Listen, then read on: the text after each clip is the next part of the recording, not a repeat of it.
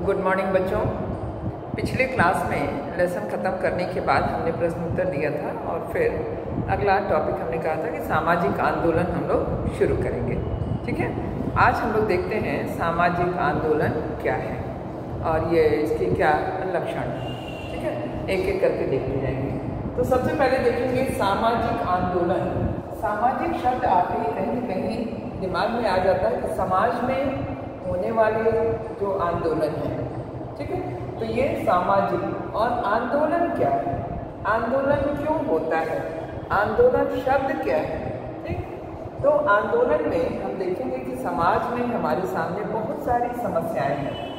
ठीक है, समस्याएं बहुत सारी हैं, बहुत सारी कुरीतियाँ हैं। कुरीतियाँ समस्याएं जैसे समाज में किसी चीज़ का अभाव है या कोई परेशानी है तो उसके लिए आंदोलन करना होता है। और वो समस्याएं कहाँ से उत्पन्न होती हैं, इन कुरीतियों के कारण से उत्पन्न होती हैं। तो कुरीतियाँ क्या है, जैसे समाज में फैली हुई, पहले के समय में हम लोग बता सकते हैं कि समाज में फैली हुई सती प्रथा, बाल विवाह, जातिगत भेदभाव, ये सारी कुरीतियाँ थीं और अभी भी हैं। अभी भी है, पहले की तुलना में कम है। सती प्रथा तो खत्म हो गया है लेकिन बाल विवाह अभी भी चल रहा है और जातिगत भेदभाव अभी भी है।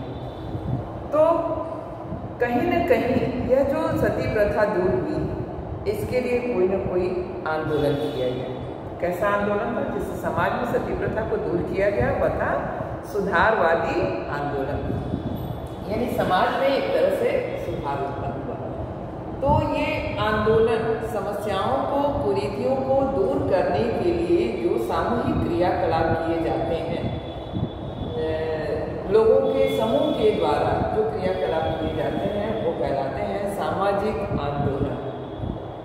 ठीक है, ये सामाजिक आंदोलन समस्याओं और कुरीतियों को दूर करने के लिए किया जाने वाला सामूहिक प्रयास ही सामाजिक आंदोलन है। इसी पर हमारे अनेक समाजशास्त्रियों ने अलग अलग परिभाषाएं भी दी हैं। इसको आप लोग अपने बुक से याद करेंगे क्योंकि परिभाषाएं हमेशा देती रहती हैं, लिखने के लिए आता रहता है।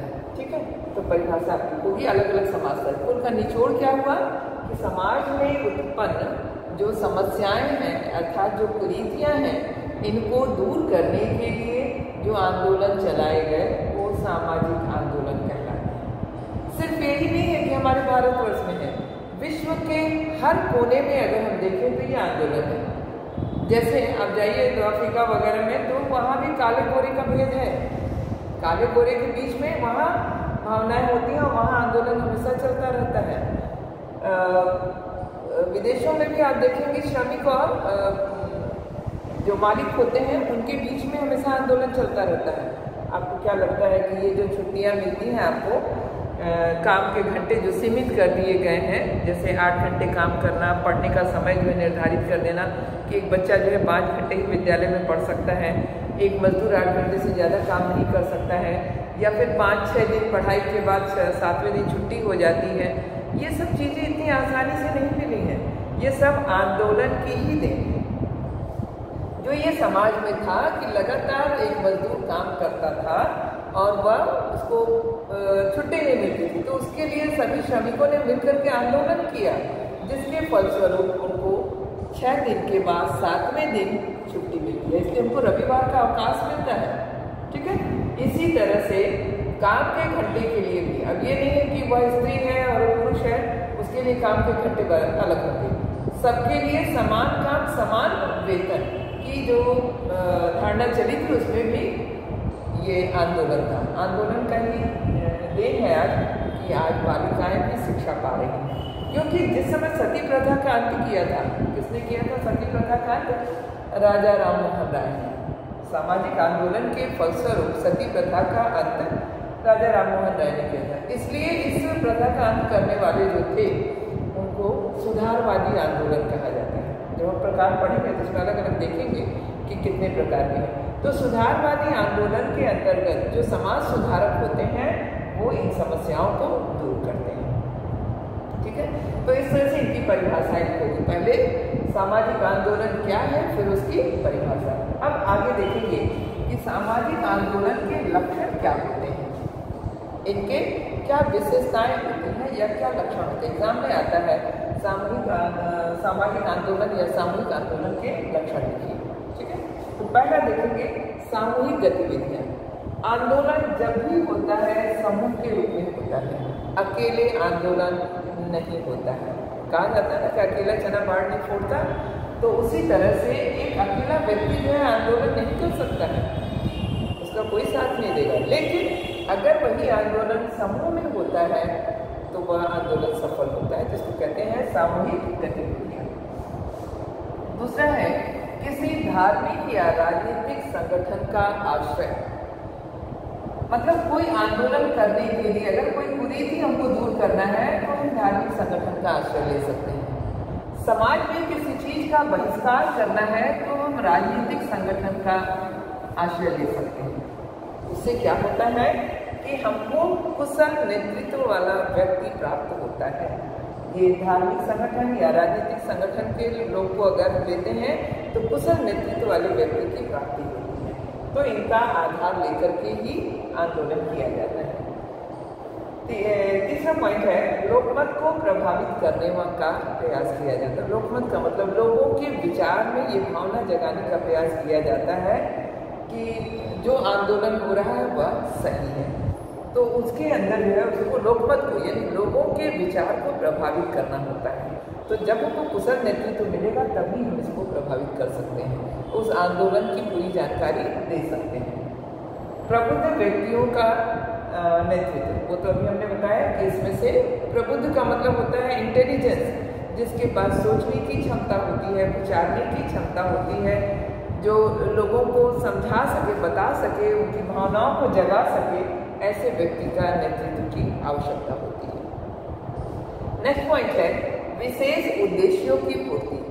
छोटी मोटी चीजों के लिए आंदोलन नहीं होता है, आंदोलन कुछ बड़ी चीजों को लेकर के यानी विशेष उद्देश्य जिसको करने से सामाजिक परिवर्तन होता है। आंदोलन का मतलब ही है, सामाजिक आंदोलन का मतलब ही है समाज में परिवर्तन लाना, कोई नई चीज ले आना। तो यह विशेष उद्देश्यों की पूर्ति की जाती है। छोटी मोटी चीजें, सामान्य चीज के लिए नहीं आंदोलन होता है। किसी एक अपनी मांग जो है पूरे समूह की मांग होती है, उस मांग को लेकर के जो आंदोलन किया जाता है वह विशेष उद्देश्य को लेकर के किया जाता है। तो ये 5वां पॉइंट है। 6वां पॉइंट है, आगे हम मिटाते हैं।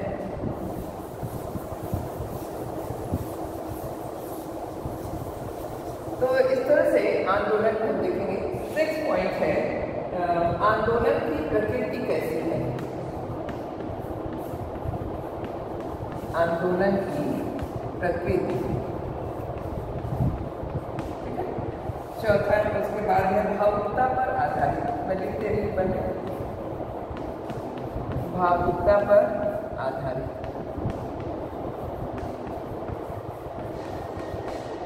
ये जो है आंदोलन की प्रकृति कैसी है, यानी सामाजिक है या केवल एक व्यक्ति के लिए है। तो इस तरह की प्रकृति जो होती है आंदोलन की प्रकृति कहलाती है। जैसे कभी कभी होता है कि कोई आंदोलन यदि करते हैं तो उसमें कुछ विशेष वर्ग के लोगों की सहमति नहीं होती है, लेकिन अप्रत्यक्ष रूप में उस आंदोलन में अपना सहयोग देते रहते हैं। तो इस तरह से आंदोलन की प्रकृति ऐसी होनी चाहिए जिसमें सबका सहयोग अपेक्षणीय हो, यानी सब लोग उसमें सहयोग कर सकें। जैसे अभी अगर किसी एक छात्रा के साथ कोई गलत हो जाता है तो जितनी भी छात्राएं हैं सब उसमें उसका सहयोग करने के लिए, आंदोलन करने के लिए तत्पर हो जाती हैं। तो वो आंदोलन की प्रकृति कहलाती है। भावुकता पर आधारित होती है, इमोशंस। जब व्यक्ति कुछ बोलता है, कुछ बताता है, तो अगर सामने वाले के इमोशंस को टच करता है, उसकी भावनाओं को टच करता है, यानी उसके अंदर से उसके प्रति आक्रोश उत्पन्न होता है या उसको सुधारने की प्रवृत्ति आती है, तो वह कहलाता है भावुकता। तो ऐसा विचार होना चाहिए, आंदोलन ऐसा होना चाहिए जो दूसरे की भावनाओं को छू सके या उसको जगा सके। अगला है प्रदर्शनों व नारों पर जोर।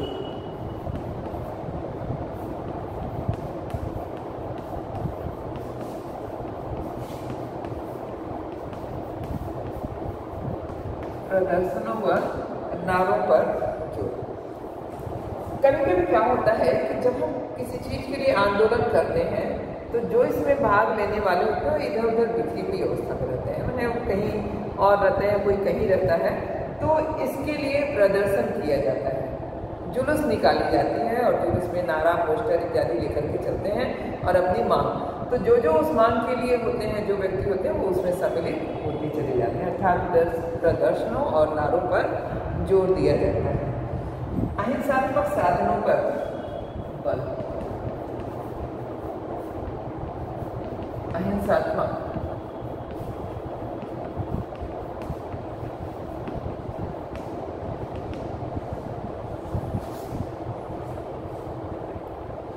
कभी कभी क्या होता है कि अहिंसात्मक साधन यानी जो ये मांग या आंदोलन जो किया जाता है वो अहिंसात्मक होता है, यानी मारपीट नहीं होती है। जैसे मूक प्रदर्शन होता है, काला झंडा लेकर के जाते हैं, या भूख हड़ताल कर देते हैं, या धरना प्रदर्शन कर देते हैं, ये सब जो होता है अहिंसात्मक साधन कहलाता है। कभी कभी यही अहिंसात्मक साधन का प्रयोग करते समय हिंसा भी हो जाती है, हिंसा और झड़प भी हो जाती है, तो वह आंदोलन का रूप बदल जाता है। तो ऐसा आंदोलन सफल नहीं होता है। तो कोशिश ये करना चाहिए कि अहिंसात्मक साधन का प्रयोग करना चाहिए।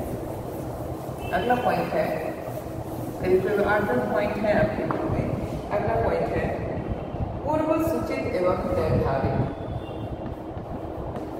पूर्व सूचित एवं निर्धारित, यानी तुम लोग देखी होगी कि कोई भी कार्य को करने के लिए प्रशासन को पहले सूचना दी जाती है, जिसको कहते हैं पूर्व सूचित।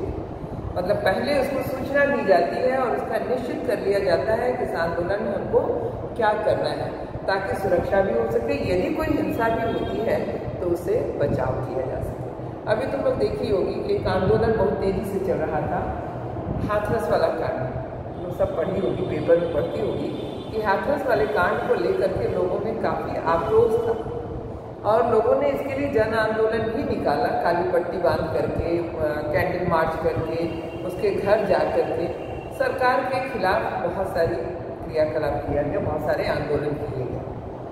हालांकि अभी तक सफलता नहीं मिली है।